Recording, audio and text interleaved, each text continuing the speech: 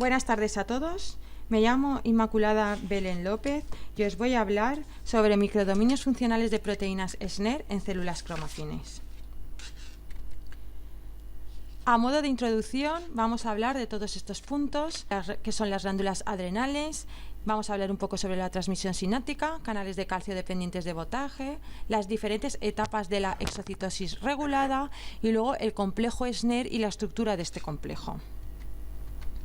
Las glándulas adrenales también son conocidas como glándulas suprarrenales y se trata de pequeñas glándulas triangulares aplanadas, localizadas cada una de ellas en la parte superior de los riñones de los vertebrados. Funcionalmente están compuestas por una zona estructural y otra secretora. La zona estructural está formada por una capa de tejido conectivo, la cápsula suprarrenal, y rodea a la zona secretora. La zona secretora se organiza en dos regiones, con origen embriológico y funciones fisiológicas diferentes, que son la corteza y la médula. La médula, que es la que a nosotros particularmente nos interesa, nos interesa particularmente en ese trabajo. Deriva embriológicamente de la cresta neural. Recibe inervación sináptica a través de las terminales nerviosas del nervio esplácnico y su principal función es la síntesis, almacenamiento y secreción de catecolaminas, adrenalina, noradrenalina y dopamina a la vena adrenolumbar por parte de una respuesta adaptativa e involuntaria al estrés físico y emocional. Está formada por células cromafines principalmente de dos tipos, adrenérgicas y noradrenérgicas. Vamos a hablar un poco sobre la transmisión sináptica. El principal estímulo que provoca la secreción de catecolaminas por las células cromafines es la acetilcolina liberada por las terminales nerviosas del nervio esplácnico. Esta acetilcolina activará principalmente receptores nicotínicos situados en la superficie de la membrana. La activación de este receptor, tenemos aquí, como vemos, la acetilcolina que activará, como bien hemos dicho, receptores nicotínicos. Esta es la estructura de un receptor nicotínico situados en la superficie de la membrana. La activación de este receptor implicará su apertura, por lo que posibilitará la entrada de iones de sodio. Junto al sodio entrarán en menor cantidad iones calcio. Esto provocará una despolarización suficiente para activar los canales de sodio dependientes de voltaje. La entrada de sodio por estos canales aumentará la despolarización celular, provocando la apertura de los canales de calcio dependientes de voltaje, a través de los cuales se producirá una entrada masiva de calcio en la célula, que en última instancia se disparará la secreción de catecolaminas. Los canales de calcio son proteínas heteroméricas compuestas por varias subunidades, alfa 1, alfa 2, beta y gamma. La subunidad alfa 1 forma el poro del canal. Contiene el filtro de selectividad. También contiene el sensor de voltaje y los sitios de interacción de bloqueantes y potenciadores del canal. El resto de subunidades son auxiliares y son las responsables, entre otras cosas, de la localización adecuada del canal en la membrana y de modular ciertas propiedades del canal. De acuerdo con la subunidad alfa sub 1, los canales de calcio dependientes de voltaje han sido clasificados en tres subfamilias. La subfamilia CAV1, que media corrientes de tipo L y está formada por 4 miembros. La subfamilia CAV2, que media corrientes de tipo P, Q, N y R y está formada por 3 miembros. Y la subfamilia CAV3, que media corrientes de tipo T y está formada por 3 miembros. Atendiendo al rango del voltaje necesario para su activación, también se pueden clasificar en dos grupos: canales de calcio dependientes de voltaje de bajo umbral de activación, a los que pertenece el subtipo T, y canales de calcio dependientes de voltaje de alto umbral de activación, a los que pertenecen los subtipos L, N, P, Q y R.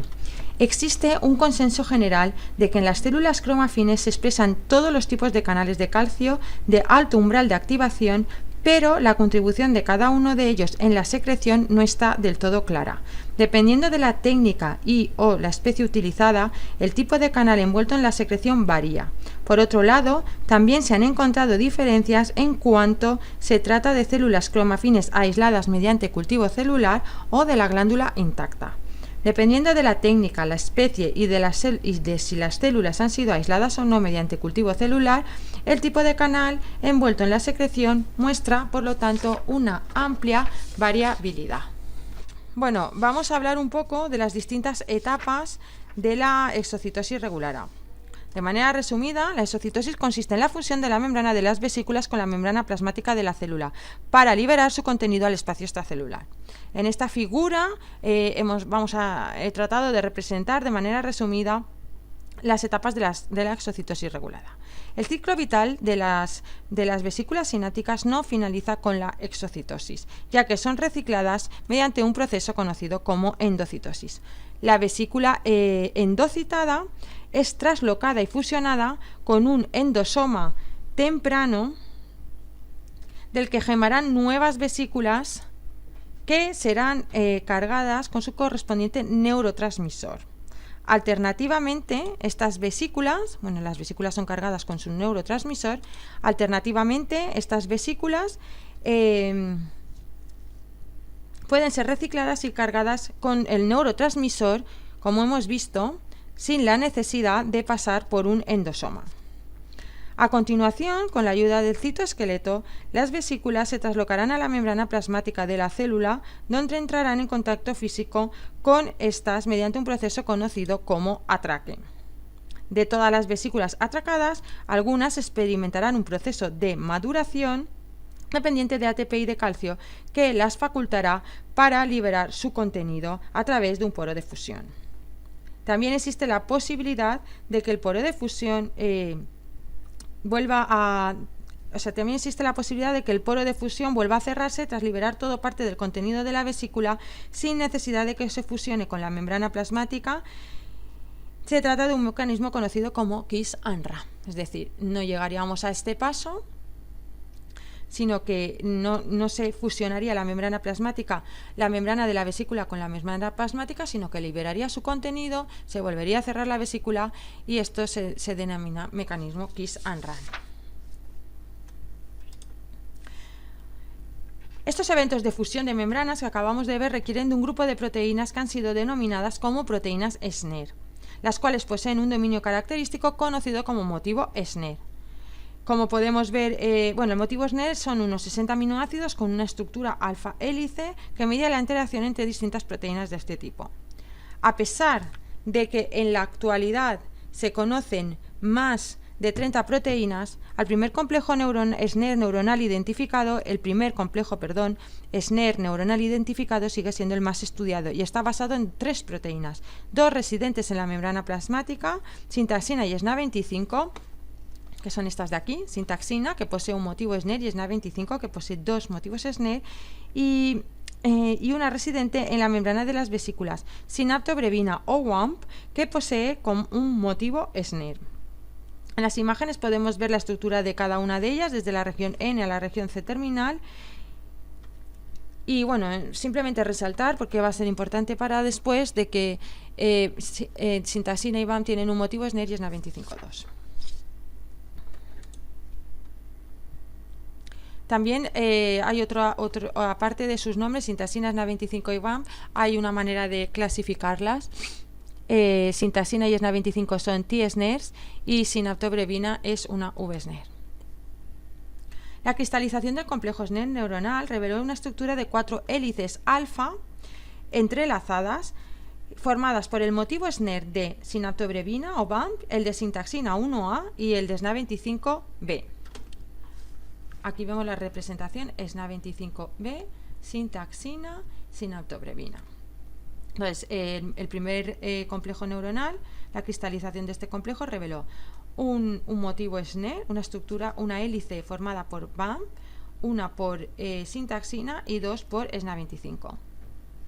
Una idea ampliamente discutida es que estos complejos SNER en conformación trans, es decir, con las proteínas de complejo localizándose en membranas opuestas, 1 y 2, membrana plasmática, membrana de la vesícula, empiezan a ensamblarse de forma paralela desde la región N a la región C terminal, como si se tratara de una cremallera, aproximando, podemos verlo aquí, aproximando de esta forma la membrana de la vesícula y la membrana plasmática de la célula, de manera que esa proximidad podría desencadenar el mecanismo de fusión entre ambas membranas.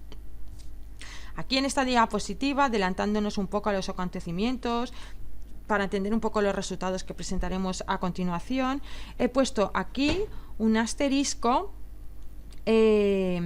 para resaltar la zona de SNA25 que nosotros hemos seleccionado para obtener SNA25 delta 9, es decir, SNA25 si los últimos 9 aminoácidos de la región C terminal, que como podemos ver quedarían al final del complejo de la cremallera.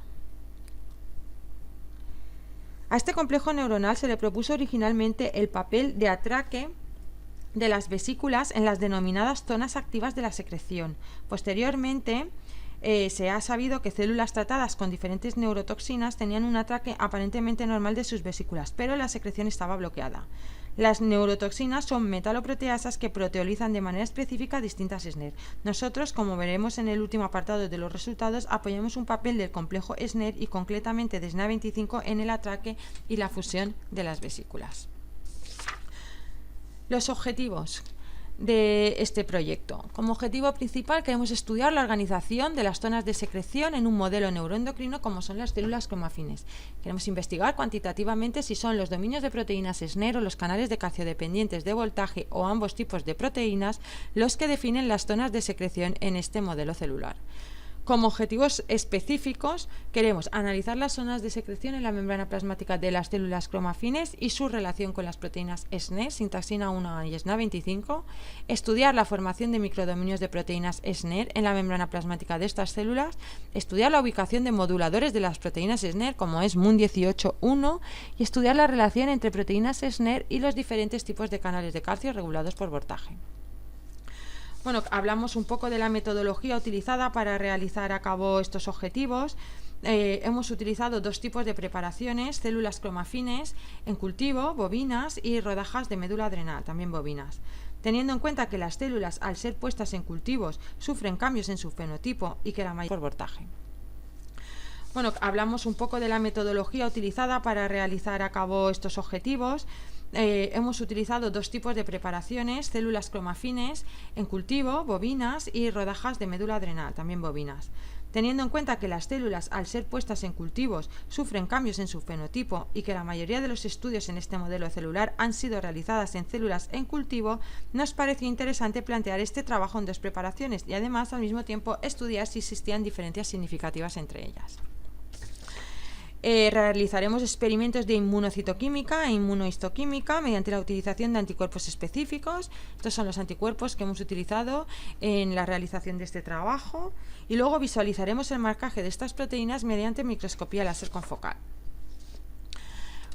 Para los análisis de imagen, elegimos, las imágenes obtenidas mediante microscopía confocal, elegimos un programa de dominio público, ImageJ, para realizar cálculos tanto de área y densidad como para los estudios de colocalización.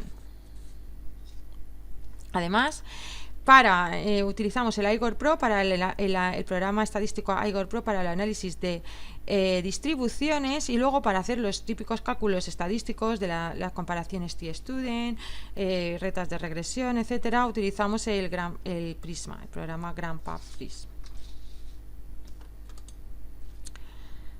Bueno, los resultados obtenidos. Lo primero que hicimos fue estudiar la relación espacial entre las zonas de secreción y las proteínas SNER, sintaxina 1A y SNA25 en células cromafines en cultivo.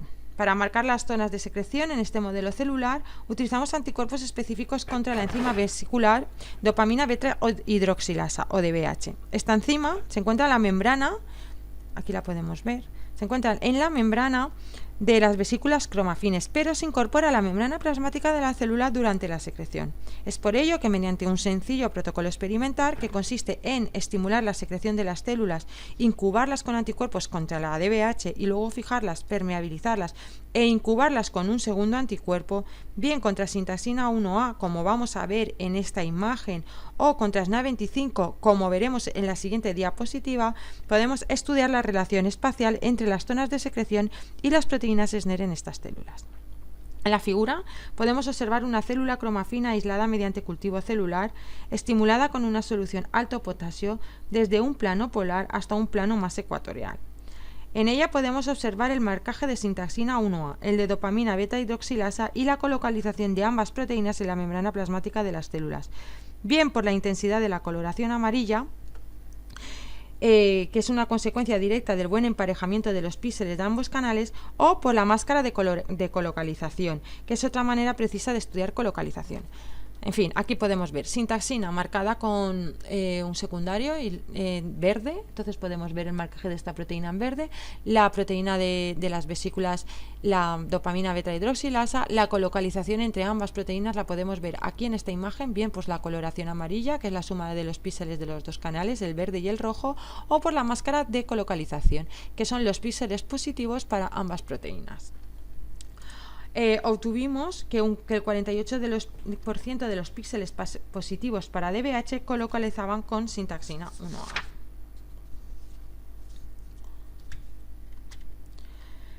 En esta imagen podemos ver un plano polar y otro plano más ecuatorial de una célula cromafina en cultivo estimulada, al igual que la otra, con alto potasio, incubada con anticuerpos, en este caso contra SNA25, que es la otra proteína SNER, y DBH.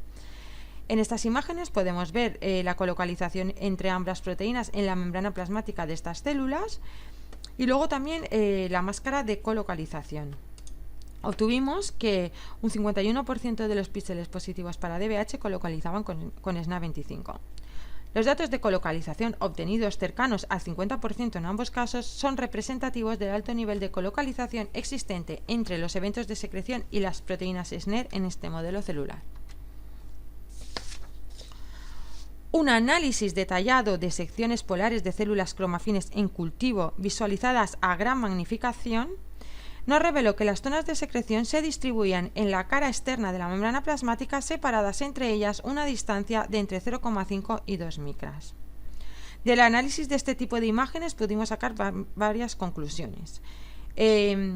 Primero, una colocalización precisa en cuanto a la forma, el tamaño y la posición de los parches de sintaxina 1A y los eventos de secreción. Lo podemos ver aquí, la colocalización precisa en cuanto a forma, tamaño y posición de los parches formados por ambas proteínas. Y segundo, una distribución similar en cuanto al área de sus parches, siendo el valor promedio de ambas proteínas situadas en 0,11 micrómetros cuadrados. También nos dimos cuenta de que no todos los parches de proteínas SNER disponibles en la célula eran utilizados para la secreción en un momento dado. En esta imagen he marcado con una flecha un parche de sintaxina 1A que no ha sido ocupado para la secreción. Esto también queda reflejado en esta otra imagen por la ausencia de coloración amarilla. Aquí vemos el parche en verde que no está ocupado por la DBH, y luego aquí vemos la ausencia de coloración amarilla y la ausencia de píxeles positivos para estas proteínas. O sea, ausencia de máscara de colocalización. Esto nos hizo pensar que posiblemente las proteínas SNER definían las zonas de secreción en este modelo celular, pero que la probabilidad de que fuesen ocupadas podría depender del tipo de estímulo aplicado y de la duración del mismo. Entonces, efectivamente, si nos fijamos en las gráficas, vemos como independientemente del inductor de la secreción utilizado, acetilcolina, cloruro potásico o iones de bario, hay un mayor porcentaje de sintaxina libre cuando se aplica un estímulo corto de 30 segundos. Vemos aquí el porcentaje de sintaxina libre cuando aplicamos un estímulo corto de 30 segundos en los tres casos, que cuando aplicamos un estímulo más largo de 5 minutos.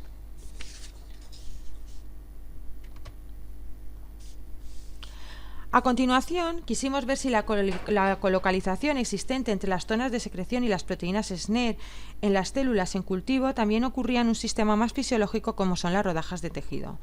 Obtuvimos que un 63% de los píxeles positivos para DBH colocalizaban con sintaxina 1A y un 78% con SNA25. La gráfica que se corresponde con el análisis de la distribución del área de los parches de sintaxina 1A y DBH, y entonces vemos como ambas proteínas presentaron distribuciones semejantes, siendo el valor promedio para ambas de 0,18 micrómetros. También observamos cierto porcentaje de sintaxina 1A que no había sido ocupada para la secreción, tal y como ocurría en células. Podemos ver aquí marcado con flechas. El hecho de que la DBH coincidiera con ambas proteínas SNER en los dos tipos de preparaciones, células en cultivo y rodajas, nos hizo pensar que posiblemente estas proteínas se encontraban juntas en la membrana plasmática de estas células, formando microdominios que estaban definiendo las zonas de secreción. Para comprobar esto, realizamos experimentos de doble marcaje con anticuerpos específicos contra sintaxina 1A y SNA25 en ambos tipos de preparaciones, células en cultivo y rodajas de médula adrenal. Como podemos observar en estas imágenes, ambas proteínas colocalizan en ambos tipos de preparaciones. Podemos observar aquí en células la colocalización por la coloración amarilla y en rodajas lo mismo, la colocalización por la coloración amarilla. Estas gráficas se corresponden con el análisis de la distribución del área de los parches de ambas proteínas en células en cultivo y en rodajas de médula adrenal. Ambas proteínas presentaron distribuciones semejantes en cuanto al área de sus parches en ambos tipos de preparaciones, siendo el valor promedio para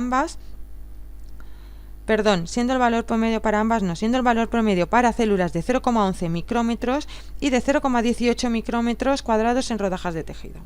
Esto significa que estas proteínas colocalizan en forma de parches con un diámetro promedio de unos 380 nanómetros en células en cultivo y de 480 nanómetros en rodajas de médula adrenal. Para asegurarnos de que estos parches se localizaban en el interior celular, ya que de lo contrario no podríamos asegurar la formación de microdominios en la membrana plasmática, realizamos reconstrucciones tridimensionales de células cromafines en cultivo marcadas con anticuerpos específicos contra sintaxina 1A y SNA25. Como podemos observar, existe un marcaje preferencial de ambas proteínas en la membrana plasmática de la célula. Podemos ver este vídeo 3D en el que vemos un marcaje preferencial de ambas proteínas en la membrana plasmática.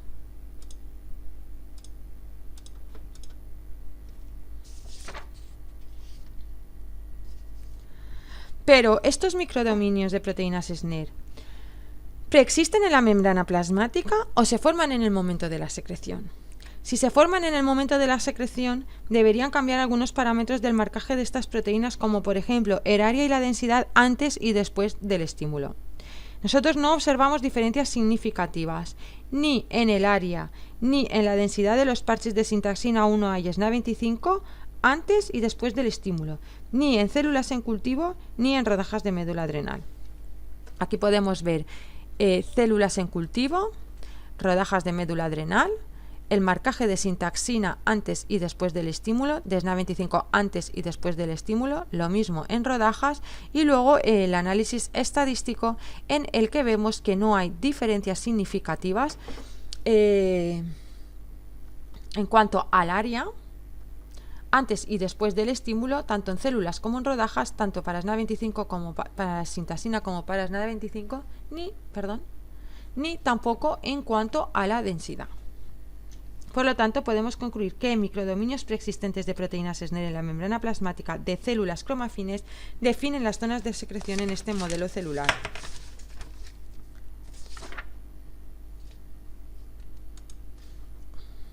Con el fin de caracterizar estos microdominios, decidimos estudiar la ubicación de una de las principales proteínas reguladoras del complejo SNER, denominada MUN18. Para ello, realizamos experimentos de doble marcaje con anticuerpos específicos contra SNA25 y MUN18 y en ambos tipos de preparaciones. Aquí podemos ver el marcaje en células y en rodajas. Aquí vemos un plano polar y un plano ecuatorial de una célula y luego un plano de las rodajas. Los elevados porcentajes de colocalización obtenidos, superiores al 60% en ambos casos, son indicativos del alto nivel de colocalización existente entre las proteínas SNER y MUN18.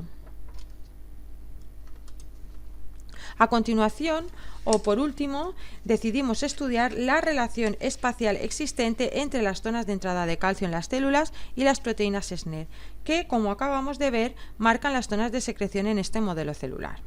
Los primeros experimentos realizados en este sentido fueron en células cromafines bovinas en cultivo. Mediante la utilización de anticuerpos específicos, detectamos canales de calcio de tipo PQ y canales de calcio de tipo L.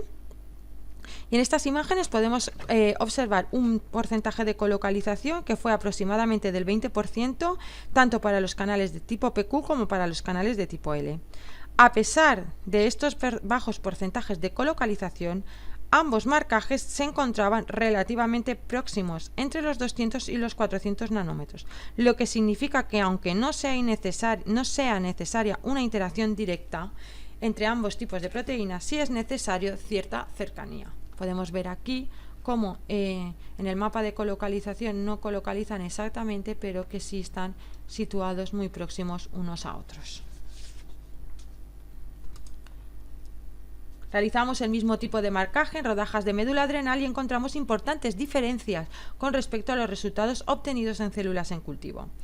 Detectamos canales de calcio de tipo PQ, L y N y obtuvimos porcentajes de colocalización con sigma 1A superiores al 60% para los tres tipos de canales. En la figura podemos ver el marcaje de sintaxina 1A de canales de calcio de tipo L y el mapa de, y podemos ver la colocalización entre ambas proteínas, podemos ver por el marcaje amarillo. Vemos claramente estos parches de color amarillo y los datos obtenidos fueron de un 63% de colocalización. Un 65% de colocalización cuando se trataba de canales de tipo PQ y un 68% de colocalización cuando se trataba de canales de tipo N. En esta gráfica podemos ver las diferencias significativas que existen entre los porcentajes de colocalización obtenidos en células situadas en torno a un 20% y los obtenidos en rodajas situados en torno al 60-70% dependiendo del tipo de canal. Resumiendo la primera parte del proyecto, podemos ver que en las células que han sido tratadas mediante cultivo celular, que han sido aisladas mediante un cultivo celular, los canales de calcio dependientes de voltaje y las proteínas SNER se encuentran a una distancia. Aquí tenemos una representación de las células y aquí una de las rodajas. Canales de calcio y las proteínas SNER. Bueno, pues como iba diciendo, se encuentran a una distancia aproximada de unos 200-400 nanómetros.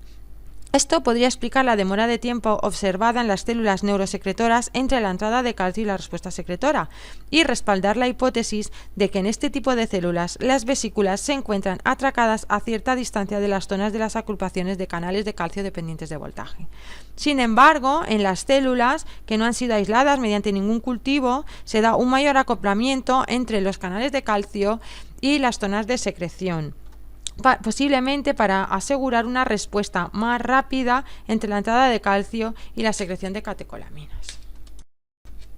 La segunda parte del proyecto, el objetivo general, fue estudiar la presencia y el comportamiento de los microdominios SNER en células cromafines vivas, así como estudiar la influencia que ejercen estos microdominios en cuanto a la movilidad y a la fusión de las vesículas cromafines en la membrana plasmática.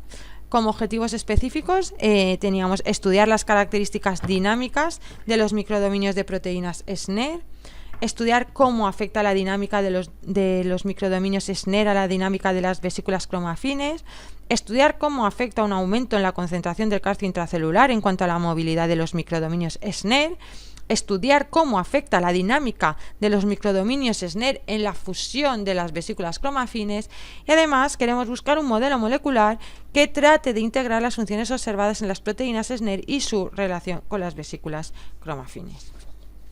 La metodología utilizada, a modo de resumen, para realizar este estudio infectamos células cromafines en cultivo con aplicones del virus herpes simplex de tipo 1 que llevaba las construcciones GFP SNA25 y GFP-SNA25 y SNA25 delta 9, DIERRET SNA25 delta 9 es SNA25 sin los últimos 9 aminoácidos de la región C terminal. Esto lo habíamos visto un poco en la introducción. Dies-Ret SNA25 y SNA25 delta 9 y sinaptobrevina GFP. GFP, como veremos, emite en verde, Dies-Ret en rojo. De manera resumida, generamos estas construcciones, con cada una de ellas seguimos un protocolo de transfección de células 2,2 con lipofectamina para generar amplicones víricos, con los que infectar las células cromafines, con la ayuda de un virus ayudante de la propagación. A las 48 horas de la infección visualizamos la sobreexpresión de estos constructos mediante la técnica de TIRF. La técnica de TIRF. El principio físico de la técnica de TIRF o microscopía de onda evanescente consiste en que cuando un rayo de luz incide oblicuamente en la interfase creada entre dos medios ópticos con diferente índice de refracción, de manera que el primer medio N1 tiene un índice de refracción mayor al segundo medio N2, como ocurre con el cristal, que tiene un índice de refracción de 1,52, donde se apoyan las células, o sea, esto sería el cristal, donde están apoyadas las células, y esto sería el índice de refracción del cristal, que es de 1,33, perdón, es de 1,33, había dicho 1,52. Y el interior celular, o medio acuoso, no, perdón, a ver, el rayo de luz incide oblicuamente en la interfase creada entre dos medios ópticos con diferente índice de refracción, de manera que el primer medio tiene un índice de refracción mayor que el segundo. N1 tiene un índice de refracción mayor que N2, como ocurre con el cristal donde se apoyan las células y el interior de la célula o un medio acuoso. Efectivamente, el cristal donde se apoyan las células tiene un índice de refracción de 1,52, que es esto de aquí, y luego el interior celular tiene un índice de refracción de 1,33. Y muy importante, lo hace con un ángulo de incidencia, este ángulo con un ángulo de incidencia mayor al denominado ángulo crítico, que sería este de aquí. Se produce lo que se denomina reflexión total interna o TIR, de manera que se crea un campo de energía electromagnética o campo evanescente en la interfase formada entre los dos medios. Aquí se produce un campo de energía electromagnética o campo evanescente. Este campo, que es una onda evanescente que se propaga paralela a la interfase y que disminuye en intensidad de manera exponencial a medida que aumenta la distancia con la interfase, es decir, a medida que se adentra en el eje Z o interior celular. La caída exponencial de la onda evanescente, que viene dada por la fórmula 3, depende de las características del equipo de TIRF, ya que depende del ángulo de incidencia, que es este de aquí, la longitud de onda de la luz de excitación y de los índices, o sea, lambda, la longitud de onda, lambda, y de los índices N1 y N2. Nosotros hemos elegido esta técnica porque debido a sus características nos permite visualizar la membrana plasmática y las partículas fluorescentes que se encuentran en contacto directo con ellas o dentro del campo de excitación evanescente que se extiende entre los 100 y 300 nanómetros de profundidad según el equipo utilizado. Para analizar, o sea, utilizamos el programa ImageJ para los cálculos de área, densidad y colocalización de las imágenes obtenidas mediante la técnica de TIRF. Además, este programa nos permite obtener las coordenadas XY del centroide de las partículas a analizar, que van a servir para calcular el desplazamiento lateral total en el plano XY, y el desplazamiento cuadrático medio o MSD, que permite deducir el tipo de desplazamiento que gobierna las partículas. De este modo, al representar el desplazamiento cuadrático medio obtenido frente al tiempo y ajustarlo a un tipo de ecuación, se puede deducir si se trata de un movimiento de difusión simple, confinada o un movimiento dirigido. En cualquiera de los casos, de la zona lineal de la gráfica se puede calcular el coeficiente de difusión. Para cuantificar la movilidad en el eje Z, analizamos la variación de intensidad en el máximo de fluorescencia de las partículas con respecto al tiempo. Los datos de fluorescencia los transformamos en datos de distancia a partir de esta fórmula, que, como acabamos de ver, tiene en cuenta la caída exponencial de la onda evanescente en nuestro equipo. Esto lo hicimos con el programa Prisma. Para cuantificar, utilizamos el programa Prisma.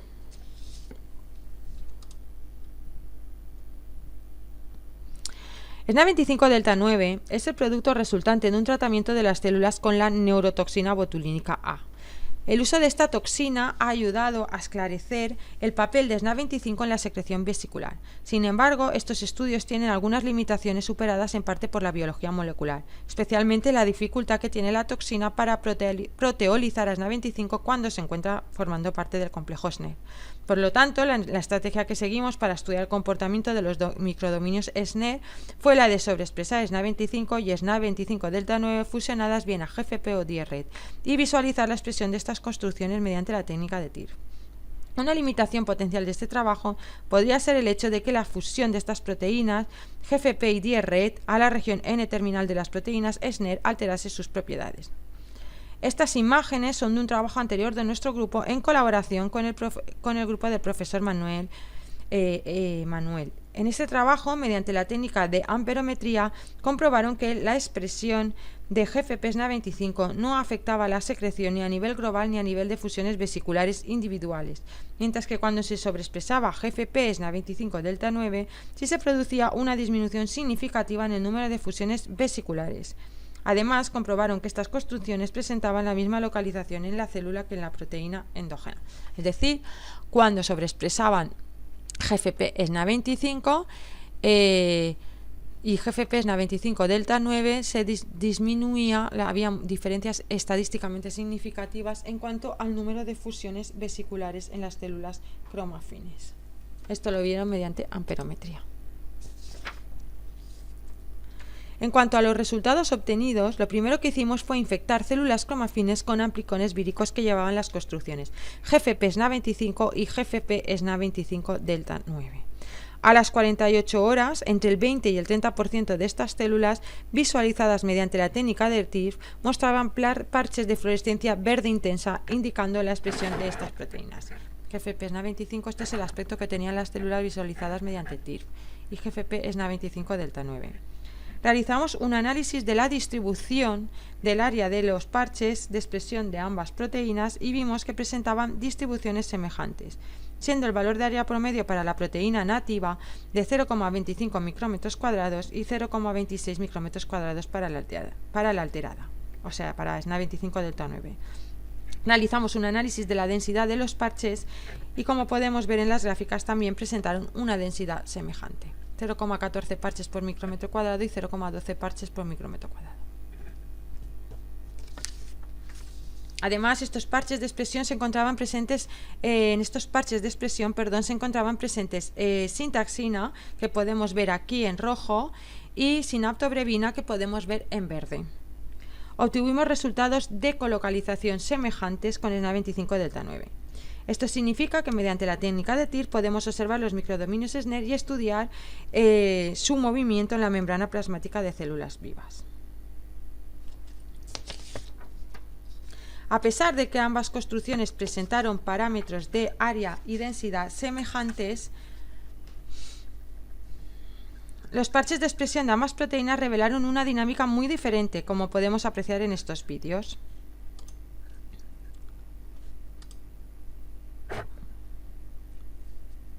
Los parches de expresión de la proteína nativa de GFP SNA25 presentaron un movimiento caracterizado por una pequeña oscilación en el eje X y Z y una variación de intensidad estable durante el periodo de observación, que significa una pequeña oscilación también en el eje Z, mientras que los parches de expresión de la proteína nativa presentaron, de GFP SNA25 delta 9, presentaron un amplio movimiento en ambos ejes.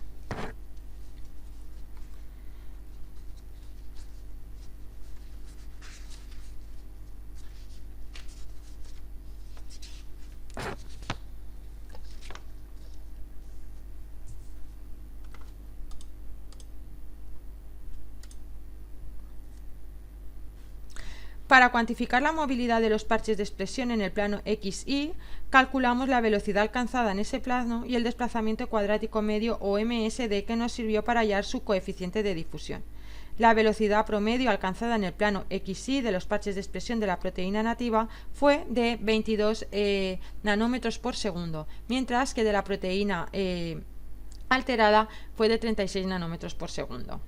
Los coeficientes de difusión calculados de la pendiente de la recta también cambiaron de manera acorde, ya que la proteína alterada fue casi 3 veces superior a la de la proteína nativa, 4,6 por 10 a la menos 5 frente a 12 por 10 a la menos 5. Para cuantificar la movilidad en el eje Z, calculamos la fracción de tiempo que pasaron los parches de expresión a diferentes distancias del origen del campo evanescente. Mientras que los de la proteína alterada presentaron una probabilidad máxima de ser localizados a 100 nanómetros, los de la proteína nativa presentaron una probabilidad máxima de ser localizadas a 40 nanómetros. Esto significa que los parches de expresión de la proteína alterada pasan más tiempo alejados del origen del campo evanescente. En esta gráfica se ha representado la variación de Z promedio, que nos da una idea del movimiento y la fluctuación de las partículas en ese eje. Como se ve, la magnitud de los cambios en el eje Z es claramente mayor para la construcción alterada. El valor de Z promedio también fue mayor, 91 nanómetros frente a 65. Diversos estudios consistentes con el modelo de la cremallera han sugerido que el complejo SNER puede existir en dos conformaciones en equilibrio dinámico, débil o abierta y fuerte o cerrada, ambos competentes para la secreción pero con diferentes afinidades por el calcio y por lo tanto con una cinética de secreción diferentes. Nuestros datos, junto con datos publicados por nuestro grupo sobre la menor termoestabilidad de los complejos SNER cuando se encuentra presente SNA25 delta 9, nos ha llevado a la idea de que cuando en las células se expresa la proteína alterada, se favorece la formación del complejo SNER débil o en conformación abierta, y que dicha conformación favorece una amplitud de movimiento mayor como la que hemos detectado en nuestros experimentos de TIRF.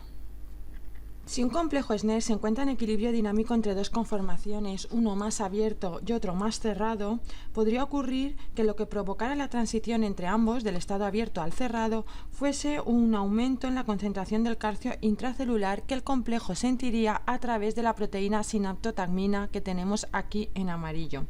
La sinaptotagmina es un sensor de calcio en la exocitosis regulada y su interacción con la región C-terminal de SNA25 es la que haría que el complejo SNER sintiese este aumento en la concentración del calcio.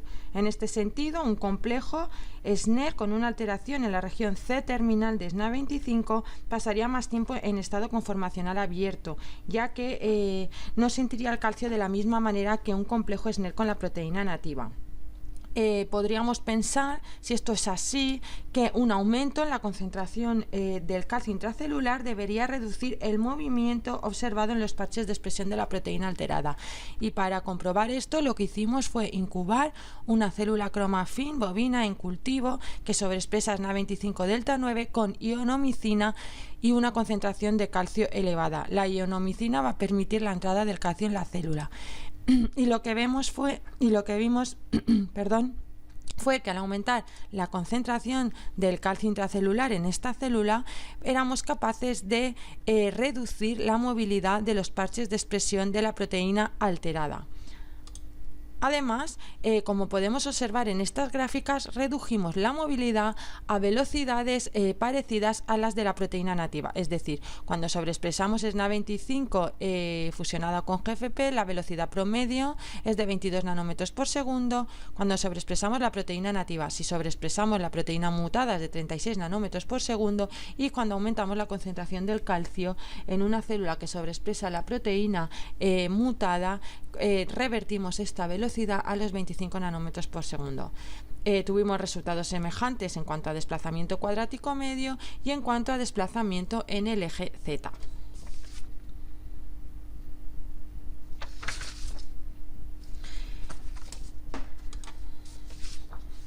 Para analizar la influencia de la dinámica de los microdominios SNER, en este caso en cuanto a la fusión de las vesículas cromafines, utilizamos la sonda naranja de acridina.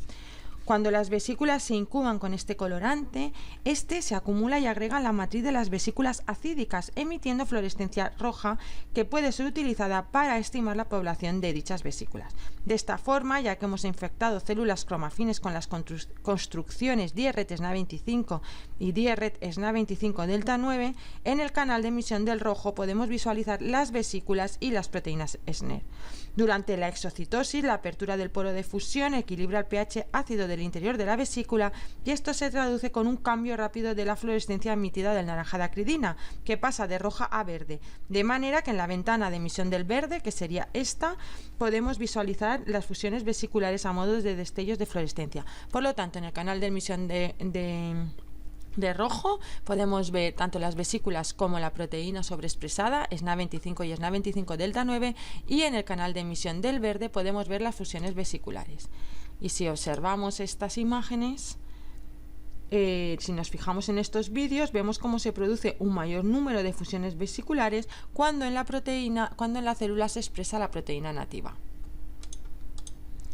Concretamente, obtuvimos que un 76% de las fusiones vesiculares durante el periodo de estimulación, obtuvimos un 76% de fusiones vesiculares durante el periodo de estimulación de 1 minuto, cuando en la célula se sobreexpresa la proteína nativa, en comparación con un 42% cuando sobreexpresamos la proteína alterada. Además, en las células en las que se sobreexpresó la proteína alterada, las vesículas presentaban diferentes grados de movilidad que se correlacionaban con su probabilidad de fusión, ya que tuvimos un 50% de fusión en las vesículas con una movilidad moderada y únicamente un 8% cuando se sobreexpresaba en las vesículas altamente móviles, cuando sobreexpresábamos SNA25 delta 9. En estas imágenes podemos observar que cuando se produce un destello de fluorescencia en el canal del verde, producto de la neutralización del naranja de acridina e indicativo de una fusión vesicular, desaparece la vesícula en el canal de emisión en rojo. Aquí podemos ver la vesícula, es una 25 vesícula, podemos seguir su fusión viendo el destello en el canal de emisión en verde y vemos que cuando acaba la fusión ha desaparecido la vesícula.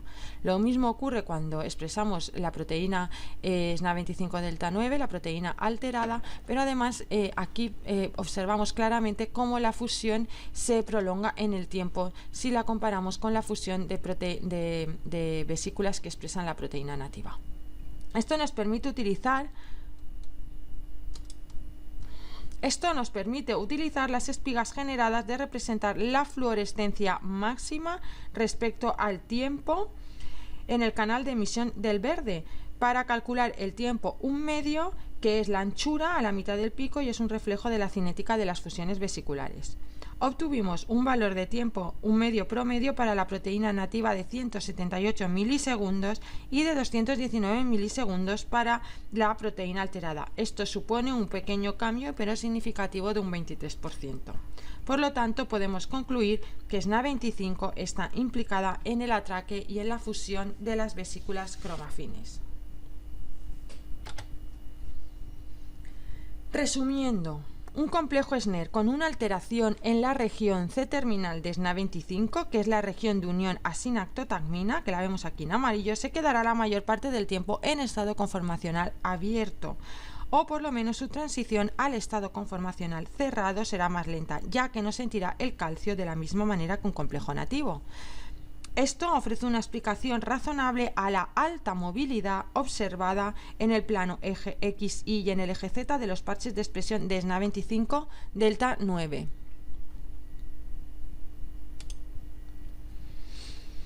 Que he representado aquí en verde. Aquí vemos SNA25 delta 9 en verde porque está expresando GFP, y luego las vesículas en rojo porque las estamos viendo con el naranja de acridina.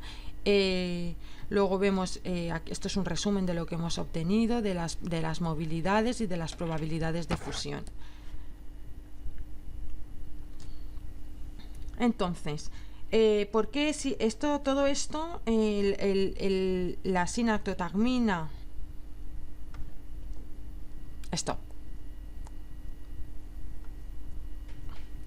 Resumiendo, un complejo SNER con una alteración en la región C-terminal de SNA25, que es la región de unión a sinactotamina, se quedará la mayor parte del tiempo en estado conformacional en estado conformacional abierto, o por lo menos la transición a su estado conformacional cerrado será más lenta, ya que no sentirá el calcio de la misma manera que un complejo nativo. Esto ofrece una explicación razonable a la alta movilidad en el plano XY y en el eje Z de los parches de expresión de SNA25 delta 9 que hemos representado en verde y las vesículas que se asocian a estos parches que hemos representado en rojo. Además, explica por qué sigue habiendo un cierto porcentaje de vesículas, un 49% de vesículas, que funcionan en función del grado de movilidad. Como hemos visto, esto es un resumen de los datos que hemos visto hasta ahora. Las de movilidad moderada fusionaban un 50% y las de movilidad alta un 19%. Consecuencia de una transición más lenta del estado conformacional abierto a cerrado. Por último, también ofrece una explicación razonable de por qué en las células en las que se sobreexpresa SNA25 delta 9 se produce una disminución en la movilidad de los parches de expresión a movilidades semejantes a las de la proteína nativa si se aumenta la concentración del calcio intracelular, ya que este aumento posiblemente provoca un cambio conformacional del complejo abierto hacia el estado cerrado.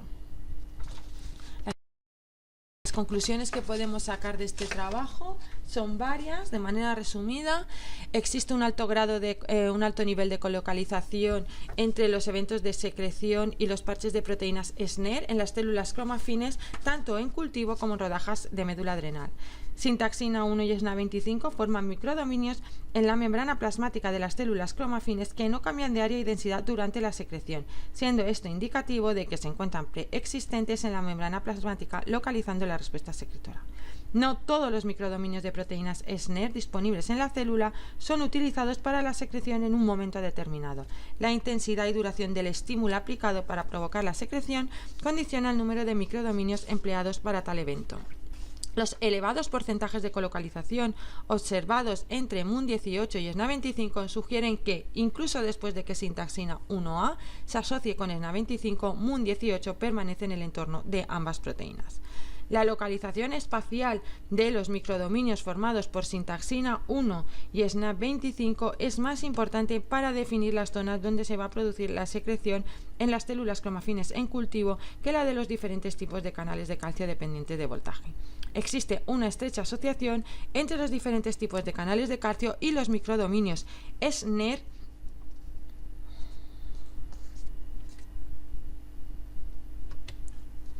Los elevados porcentajes de colocalización observados entre MUN18 y SNA25 sugieren que, incluso después de que sintaxina 1 se asocie con SNA25, MUN18 permanece en el entorno de ambas proteínas. La localización espacial de los microdominios formados por sintaxina y SNA25 es más importante para definir las zonas donde se va a producir la secreción en las células cromafines en cultivo que la de los diferentes tipos de canales de calcio. Existe una estrecha asociación entre los diferentes tipos de canales de calcio y los microdominios SNER en las células que se encuentran formando parte del tejido, asociación que se ve comprometida cuando estas células son puestas en cultivo celular. La sobreexpresión de SNA25 y SNA25 delta 9 en células cromafines da como resultado la formación de parches de expresión en la membrana plasmática de estas células en los que se encuentran presentes sintaxina y sinatobrevina. Las células que sobreexpresan SNA25 delta 9 presentan un aumento en la movilidad lateral y axial de los parches de expresión de esta proteína, que además se correlaciona con un aumento de la movilidad de las vesículas cromafines que se asocian a dichos parches. Un aumento en la concentración del calcio intracelular disminuye la movilidad de los parches de expresión de SNA25 delta 9 a movilidades semejantes a la de los parches de expresión de SNA25. Y por último, las vesículas altamente móviles de células infectadas con la forma alterada de SNA25 presentan una baja probabilidad de fusión y en el caso de que fusionen lo hacen con una cinética enlentecida. Muchas gracias a todos por vuestra atención. Espero que la clase haya sido útil. Gracias.